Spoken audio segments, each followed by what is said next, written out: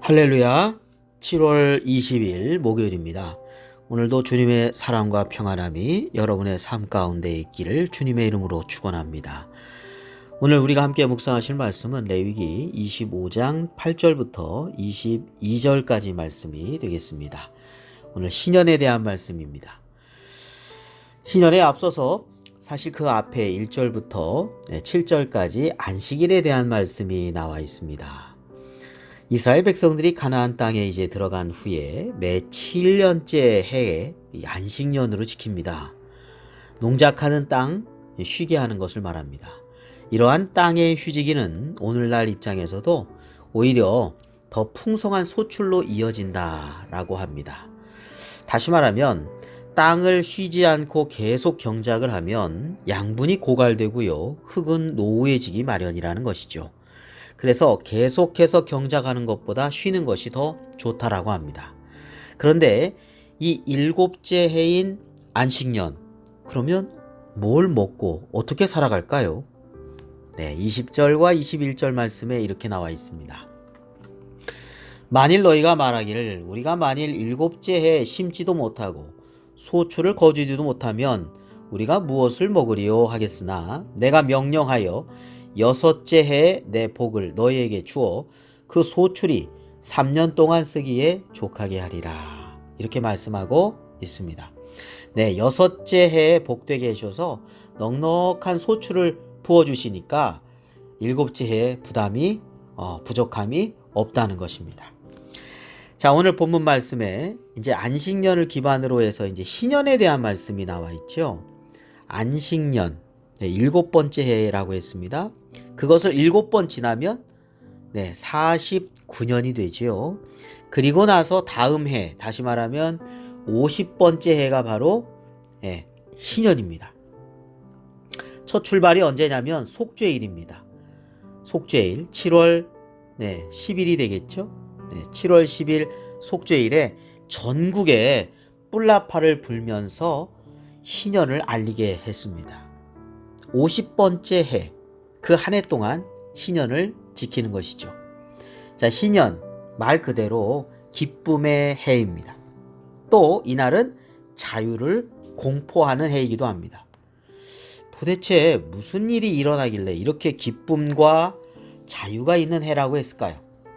10절 말씀 보도록 하겠습니다. 너희는 50년째 해를 거룩하게 하여, 이제 구별한다는 뜻이죠.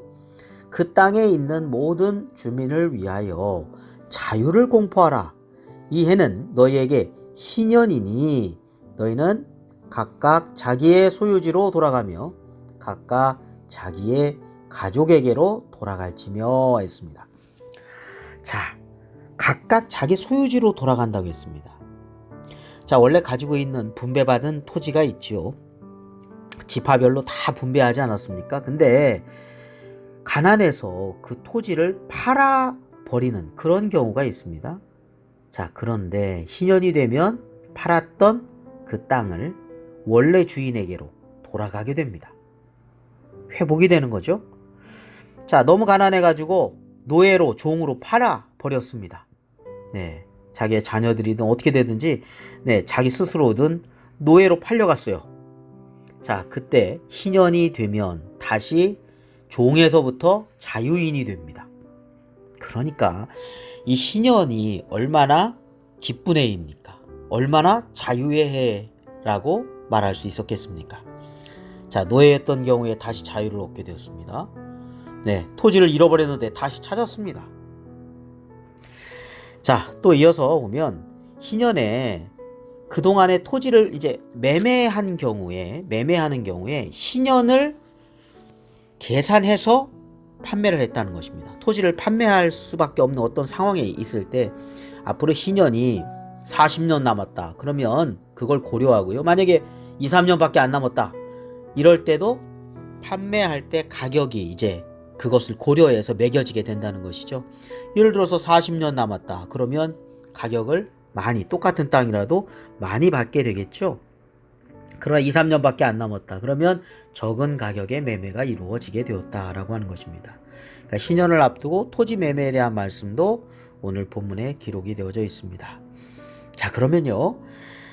자, 1절부터 7절까지 우리가 안식년에 대해서, 그 다음에 그 이후에 희년에 대해서 이제 말씀을 나눠 보았는데요. 이 안식년과 희년이 주는 의미는 무엇일까요? 첫 번째로, 모든 것의 주인이 하나님이시다라는 것을 알게 해주는 것입니다. 모든 사람과 땅이 다시 원래대로 회복되고 자유를 얻게 된다고 했습니다. 인간의 과도한 욕심을 이 희년을 맞아서 다시금 내려놓게 되지요. 그리고 그 모든 것을 우리에게 베풀어 주신 하나님의 은총을 깊이 감사하며 생각하게 합니다. 자유와 회복과 은총의 시간을 감사하게 하며 모든 것의 은혜가 하나님으로부터 온다는 것을 깊이 인식하는 해가 바로 안식년이요 또 희년이라고 할 수 있겠습니다. 자, 또한 이 희년에 보면 속죄의 일부터 시작을 하게 되죠. 네, 우리로 하여금 예수 그리스도의 속죄의 은총을 통해서 우리가 죄의 종에서 노임받아서 하나님의 자녀로서 살아가게 되지 않았습니까? 네, 죄에서 자유를 얻게 되고 우리가 회복이 되었습니다. 하나님의 자녀로서 그 은총을 깊이 생각하게 합니다. 다시 말하면 예수 그리스도께서 우리의 참된 희년이시요 안식과 자유와 회복이 되신다는 것을 알게 해주는 예표가 되는 사건이라는 것입니다. 네.